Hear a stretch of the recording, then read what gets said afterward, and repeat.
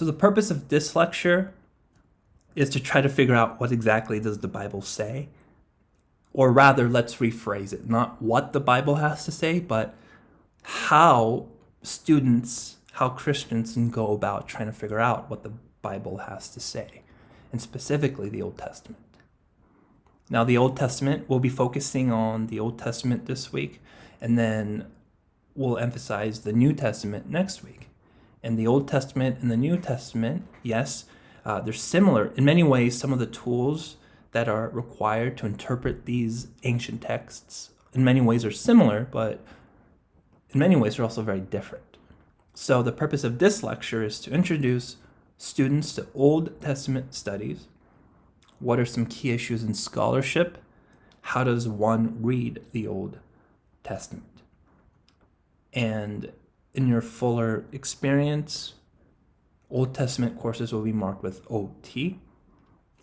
And as part of your requirements, you will probably be required to take OT 500, which is Introduction to Old Testament Studies. And so some of the initial ideas we'll be discussing here will be more fully developed in those courses. So very basic question, what is the Old Testament? The Old Testament, the first 39 books of the Bible. All of them were written prior to Jesus.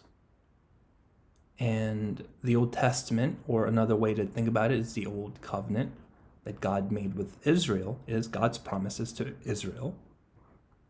Written in Hebrew, incorporating also texts such as Aramaic. And if there's one theme, one idea we can perhaps pinpoint is, in a polytheistic world, the Old Testament reveals the monotheistic Yahweh. Yahweh, of course, being another name, or being rather the personal name of God. And as you read through the Old Testament, you will be constantly encountering passages in which God challenges the polytheistic gods of the ancient Near East.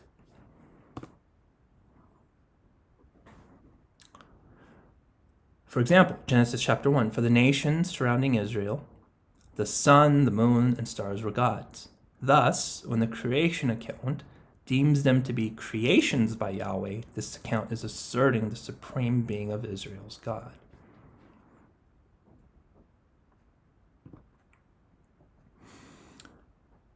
And for the Christian Bible, at least, the Old Testament is categorized into these 5 genres, so to speak. We have the law, the first 5 books of the Bible, which we also call the Pentateuch, Genesis, Exodus, Leviticus, Numbers, Deuteronomy. We have the historical books. We have the poetry and wisdom books. Makes sense. The Psalms is very much poetic. We have the major prophets, the ones that are famous, right? Isaiah, Jeremiah, Daniel, Ezekiel. Lamentations is, of course, the Lamentations of the prophet Jeremiah. And then we have the minor prophets. These are the prophets whose names are hard to pronounce. So the Old Testament, the 39 books of the Old Testament in the Christian Bible are categorized into these 5 genres. So how do you think genre would affect interpretation? It's really, really important, isn't it? So for example, we have Psalm 23. And of course, we know that the Psalms belong in the poetry and wisdom books. So when you're reading a passage like Psalm 23, where it says, the Lord is my shepherd, right? Is God a literal shepherd? No, right? It's meant to be a poetic metaphor to describe some of the things that the Lord does. Does the Lord actually prepare a table before me in the presence of my enemies? Or does the Lord anoint my head with oil? Right? In many ways, these are all metaphorical representations. And so a key aspect of Old Testament interpretation is trying to figure out what genre it belongs to.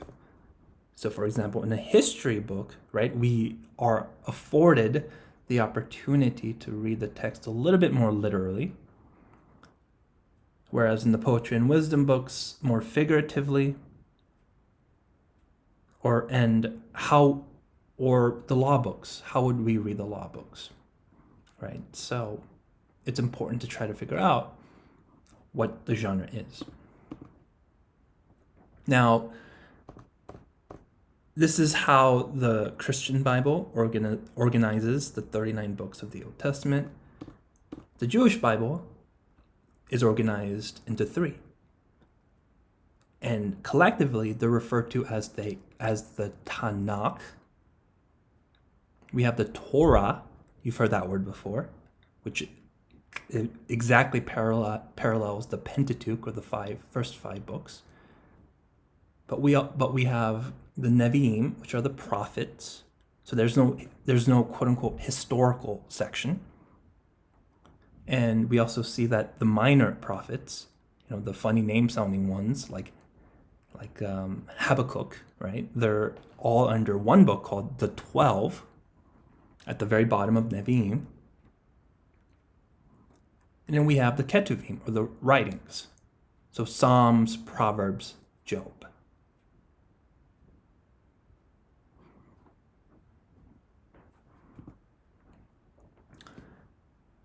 Here are some issues in Old Testament scholarship. And the most famous one you should be aware of is what's called the JEDP, or the Documentary Hypothesis. And it refers to who wrote the first 5 books of the Bible. Now, in traditional evangelical scholarship, we normally attribute the first 5 books to Moses, way back then. But in what we call critical scholarship, there is this issue of source criticism, trying to figure out who wrote the Old Testament. And according to the Documentary Hypothesis, there are 4 sources: the J, the E, the D, and the P. And I put a link on the Canvas shell talking a little bit more about JEDP and what the sources are and the point of emphasis for each source. So I really highly recommend that you read that document. And as it refers to the law, what are some issues? When was it written? Was it written during the time of Moses, 6,000, 7,000 BCE? Or during the exile, which is 6th, 7th century BCE? What is the role of local cultures and languages on Israelite culture and religion? For example, the Ugaritic, or the Phoenician, or the Aramaic, the Syriac, the Arabic. Some of the cultures and the customs that you find Abraham engaging in are very much influenced by his surrounding culture. And so a lot of what Old Testament scholarship does is try to compare and contrast. So the JEDP theory, or source criticism, the JEDP stands for 4 authors. The J is the Yahwist, who uses Jehovah for God's name.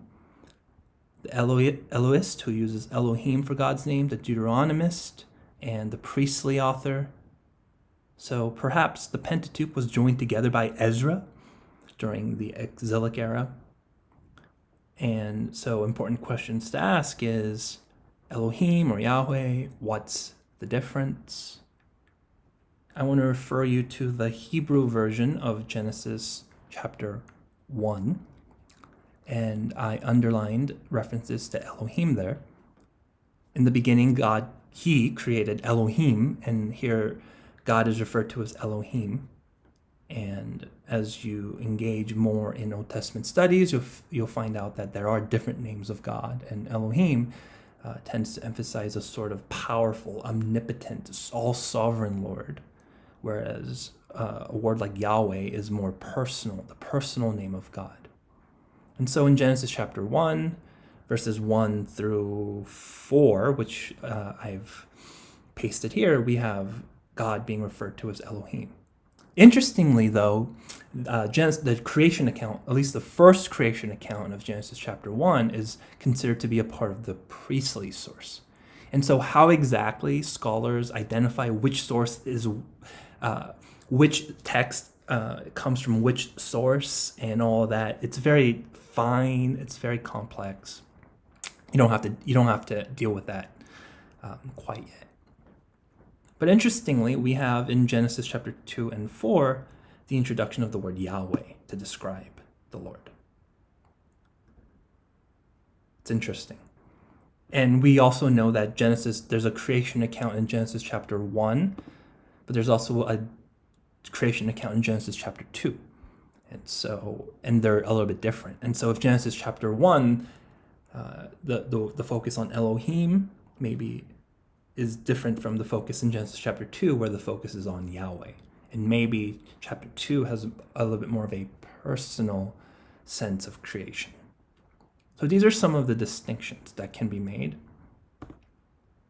And in terms of the influence of local cultures on the Bible, we have, in many ways, the book of Deuteronomy is similar to the ancient Near East and the idea of the suzerain vassal treaty. And suzerain vassal treaties are what the culture at that time used, and a type of treaties or contracts or covenants made between the suzerain or the lord and the vassal. And each party had certain responsibilities. And so here we have some of the structures that are very, very similar, including the preamble, the history, the stipulations, what each party has to do, and so forth. The Bible, the Old Testament, is influenced very much by the local cultures that surrounded it. And even in a book like Proverbs, in many ways, the Proverbs of the Christian or rather the Old Testament book of Proverbs, a lot of them were influenced by Egyptian proverbs and Egyptian wisdoms. In many ways, they're very quite similar.